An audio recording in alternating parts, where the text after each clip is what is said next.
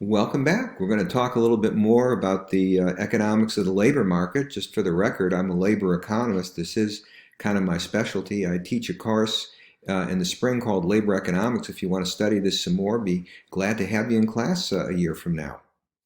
So, in the previous video, we talked about measures of the labor market, part of a dashboard, trying to say, okay, how do we measure what's going on in the economy? And here are three important measures, and we're going to look at some of the actual measures in today's video. One of them is the labor force participation rate. This is a measure of labor supply. What share of the population is in the labor force? What share of the population wants to work? They're either working or attempting to find work. The unemployment rate is the most widely circulated measure of the labor market.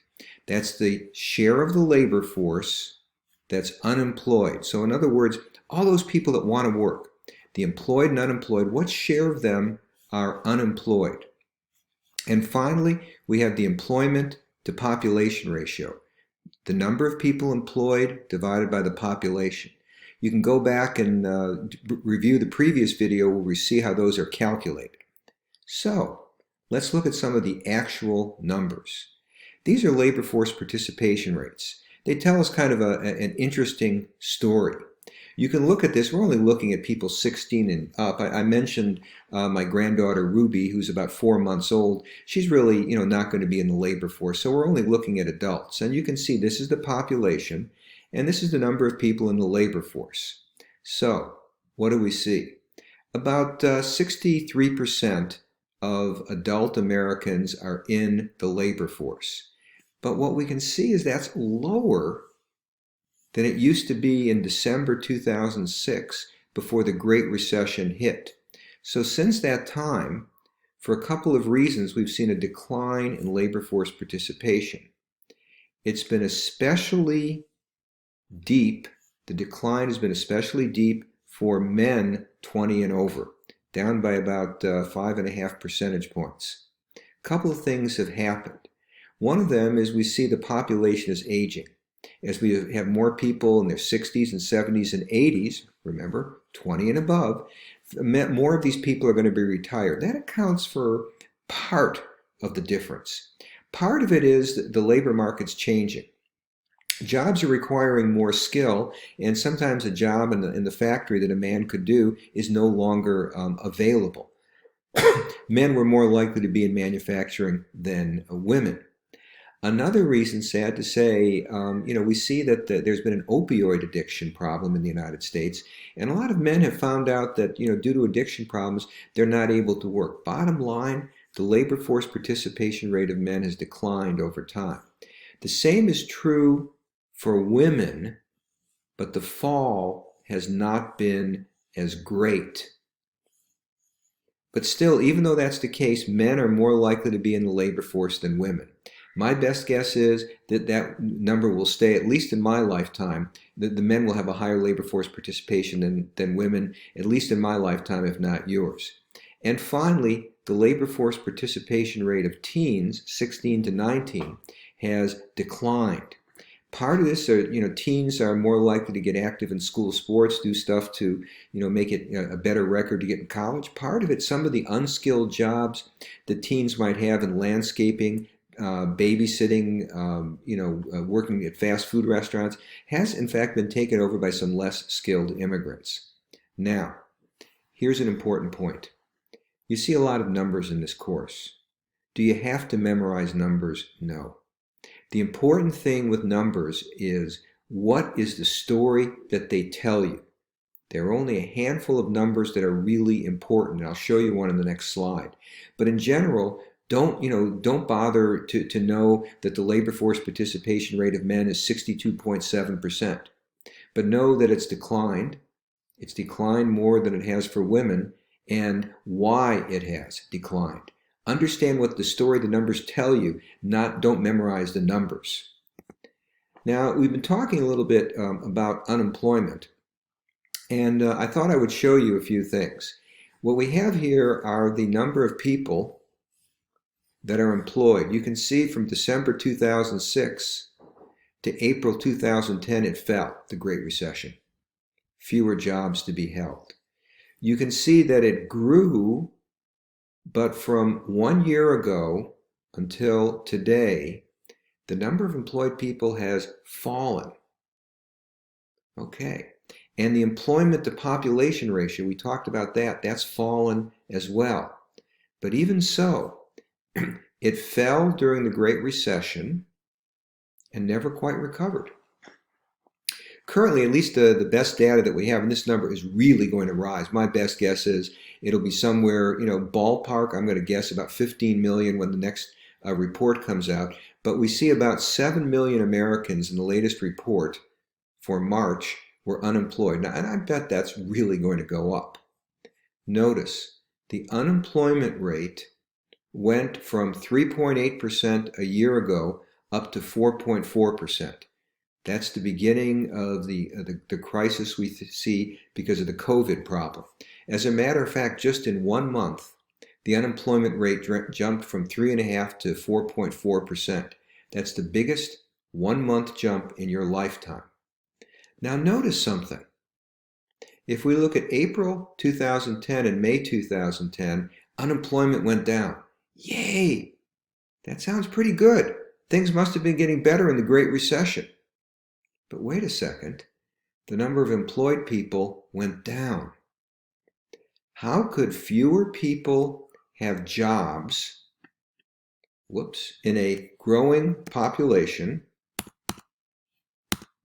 How could fewer people have jobs in a growing population, yet the unemployment rate go down? Think about that for a second. In our previous video, we talked about the fact they're what we call discouraged workers. Some people just gave up looking. And as soon as they gave up looking, they were no longer part of the labor force. So what we saw is unemployment went down, not because things had gotten better, but because people gave up looking. And as a matter of fact, if you look at the labor force participation rate, you can see it did decline in those months. So just an example of what we talked about in the previous video. You'll notice, and once again, it's the story. Men and women have roughly the same unemployment rates today, and they did before the Great Recession. But during the Great Recession, men had a much higher unemployment. As I mentioned a few minutes ago, men are more likely to work in manufacturing than women, and that's what was really hurt during the Great Recession. Today, they're pretty much back to equality. Now, you'll notice that teens have a higher unemployment rate. They're just getting started. They don't have the skills. They're going to continue to look. But if you want to know one of the issues that I'm concerned about, if we look at the unemployment rate of black teenagers, we see it's 24%. It's been historically high. Now, here's a couple things to think about. Number one, this is really high, especially compared to the overall rate or the rate for men. And two, with discouraged workers, my best guess is that's an underestimate of the true problem of minority teenagers in the labor market. Now, there are 3 types of unemployment, and there's 2 really good videos that I've posted from the Marginal Revolution. Frictional unemployment, that's unemployment as people move between jobs. You can imagine a situation, somebody graduates from Ohio Wesleyan, and it might take them a month or 2 to find a really good job. That's frictional unemployment. Or maybe you get married and you follow your spouse to Seattle, and it turns out they have a great job, but it takes you a few months to find a job. Cyclical unemployment, there's also a video on this. This is unemployment due to the business cycle. The economy has its ups and downs. There's an old blues song I like, good times, bad times, I've had them all. And, just as there's good times and bad times for people, there's good times and bad times for the economy as well. The business cycle is not dead. Whenever somebody tells you it is, just wait. Things will get bad again, exactly what we're seeing happen right now. Cyclical unemployment. This is because we're at a down point in the business cycle. The demand for goods, and hence the demand for people to make those goods, goes down for some reason, and firms let workers go. The third type of unemployment, I kind of disagree with the folks at Marginal Revolution as to their definition, is what we call structural unemployment. This is the mismatch of workers' skills or their location. Let me give you an example. Right now, and even if you go back a month or two when the economy was doing really well, there were unemployed workers in Delaware and Columbus, and I'm going to bet in your hometown as well. Yet there were openings for computer programmers, accountants, and nurses. So why didn't the unemployed just take those jobs? And the answer was their skills didn't match up with the opening. So if somebody has a 10th grade education, they worked in a factory making bumpers, and they lose their job, and there's an opening for somebody to become a nurse, they don't have the skills to do that. Or let me give you another example. Suppose they're hiring people in a factory in Northern California, and you happen to be a worker who just lost their job in Ohio. Well, you might not decide to pick up and move to California just for a job. The unemployed workers might be in one place, the jobs might be in a second place. That's what we call structural unemployment. There are enough jobs, everybody could have a job, but the problem is either the skills don't match up or the location doesn't match up. So I just thought I'd add a little bit as my view of structural unemployment. We can also talk about what's called the natural rate of unemployment. I hate the term, but is unemployment natural? I don't know. But anyway, this is unemployment that exists even if there was no cyclical unemployment. Imagine this. The economy is going great guns. Demand is really high. There still is going to be some frictional unemployment. I have never seen an economy that didn't have some frictional unemployment or some structural unemployment. There's always a mismatch between people and jobs, always some people looking for work. Sometimes when we have no cyclical unemployment, people call this full employment. This is confusing to students. The idea that there can still be unemployment when we're at full employment. Think about full employment, which is the natural rate, as a level the economy can sustain.